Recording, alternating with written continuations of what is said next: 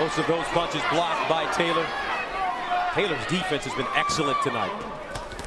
Yeah, the only round in which Froch was able to land a series of good punches was round 6, and that was when he went straight up the middle on Taylor and didn't throw those wide punches. Doubling up the jab, Taylor connecting.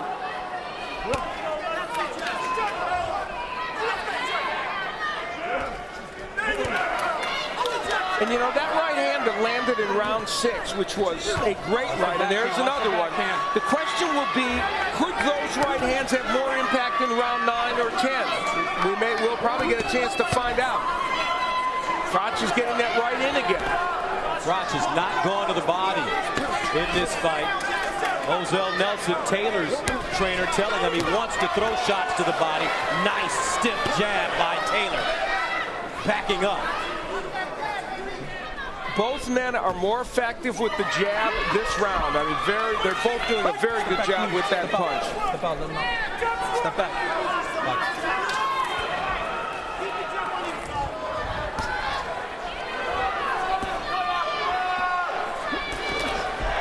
Left hook by Taylor. Knocks Froch off balance. One of the things in this fight is that Taylor has a more diversified attack than Carl Froch. The left hook is a perfect example. His left hook much better than Froch. Once upon a time, Jermaine Taylor was considered the future of the 160-pound division. He lived up to the expectations for all intents and purposes. He really did to a great extent. You know, he beat a legend of Bernard Hopkins, defended the title several times, and lost to a very good champion in Kelly Pavlik. Froch trying to rally at the end of the 7th round. Hey, sorry, got him behind the head. Be careful. Time. And that's it. Listen, son.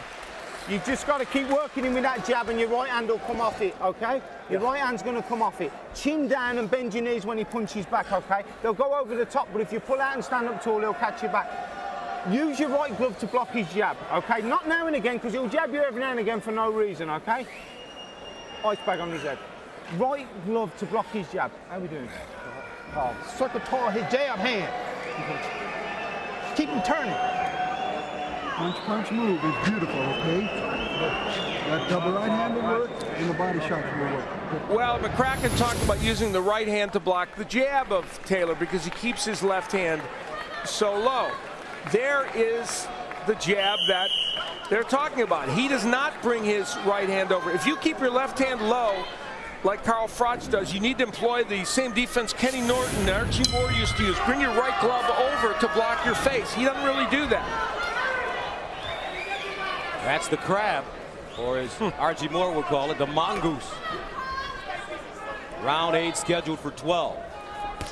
For the WBC Super Middleweight Championship of the World, Jermaine Bad Intentions Taylor. Step back clean. Former undisputed world champion at 160 pounds. He's been in wars. Bernard Hopkins twice, Kelly Pavlik, Winky Wright, Corey Spinks. Now Carl Froch as he moves up to 168. Froch from Nottingham, England, making his first title defense. There's a change in this fight. Froch is getting that right hand in. He is starting, I think, to make an impact with Jermaine Taylor. I really do. Is Taylor slowing down? Froch, oh yeah, hit Taylor with a looping right hand. Taylor stumbled. I don't know if he tripped, but he did stumble.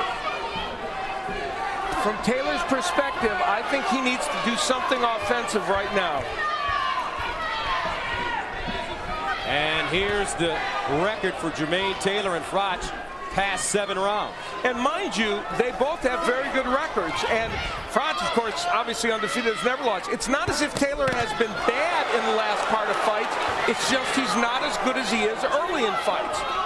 So he's gotten wins, but this round 8 is a perfect example. Froch is winning this round, and Jermaine looks like he's buying time. Nice stiff jab by Froch. Taylor. Froch has a problem with his right eye. He's kind of blinking out of it. Taylor not as busy. Double jab by Froch. Taylor waiting. He may have been hit with something, Al, and he's trying to clear his head. Yeah, I think he was, Gus. I think those right hands early that Froch landed in this round did stun Jermaine. Taylor backing up. He hasn't backed up. Now he's on his toes. Taylor is foggy. He's trying to clear his head and buy time. Froch continues to come forward. Carl Froch is a different fighter when he uses the jab. Don't grab him behind the head, okay? Second time. Let's go. Froch coming on now. I hope Michael Ortega doesn't take any points away. Nice left hook by Taylor. Carl Froch should just keep doing jabs, straight right hands, and come forward. That's what he's got to do in this fight. Well, Jermaine Taylor has that high guard. Froch trying to get this right cross through. Taylor putting his punches together at the end of the round. Trying to steal it. They butt heads. And wow, Jermaine Taylor with an answer. Too big for no reason. Sit down. You're loading up. That's the only time he's catching you now. You're loading up for no reason. Put your legs out. You're getting on top and then you load up and letting it. You ain't got him. You've got to box him. You've got to listen to what I'm telling you. You ain't got him. You've got to box him because anything big is going to count you. You've got to listen to what I'm telling you. Every time you load up, he hits your back and makes you look silly. You was controlling the round there and you let him nick it at the end because you opened up with big swings. That's 10 or 4. Have a go. Listen to me, son. I'm telling you, just keep boxing. Robert McCracken is so right. When Froch got all off balance and threw these ugly shots, that's when Jermaine Taylor was able to use his hand speed to get him. And that left uppercut was a monstrous punch by Jermaine Taylor. And that shook Froch at the end of the round and made Jermaine Taylor pretty animated about what he did. Watch behind the head now. Round 9. But that was a Froch round. Scheduled for 12. Froch in black with the British flag, Taylor in black with the U.S. flag. I don't think Carl Froch should throw another left hook for the rest of this fight. I mean, I wouldn't even try. I'd throw jabs, straight right hands, and nothing else, because that's what's working, and I sure wouldn't throw any uppercuts. I'd love to see Froch try to change up his right hand instead of throwing it as a right cross. Taylor's guard is so high, if he could loop it around, he may find some success.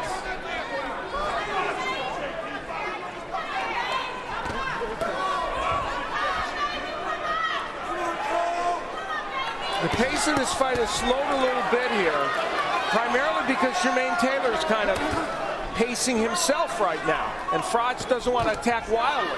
Taylor looks like he has plenty of gas. Continue to pop. He continues to pop his jab, and it's scoring big for him. Continuing to block most of Froch's shots. Now he goes to the body. Now that uppercut was okay for Froch to throw because he was close to Taylor, and he almost landed it. Taylor's jab's been very effective in this round, but Froch has landed some very good punches as well. It's a really interesting tactical fight.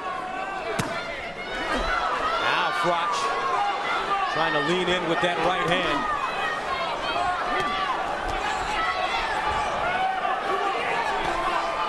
Some redness in the left eye of Froch. Also, it's starting to swell up a bit. Taylor, left hook, right hand combination.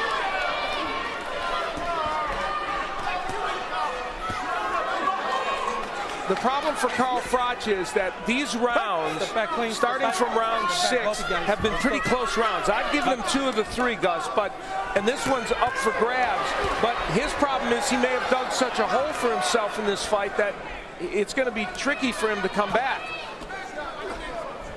Break. Step back. Watch your shoulder coming in. And from round 6 through round 9 here, these are pivotal rounds in terms of how the judges are scoring them. Froch trying to jump on Taylor now, pins him on the ropes. Break. Step back. Watch your heads, guys. Watch your head. Pull your head back. Step back. Step back. Step back. 19 seconds to go in the 9th round.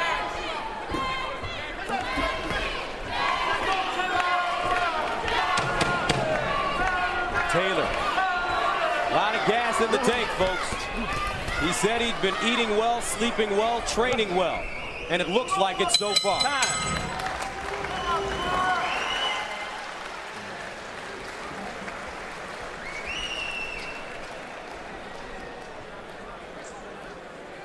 You've got to move making this and you've got to go back to him. Do you understand me?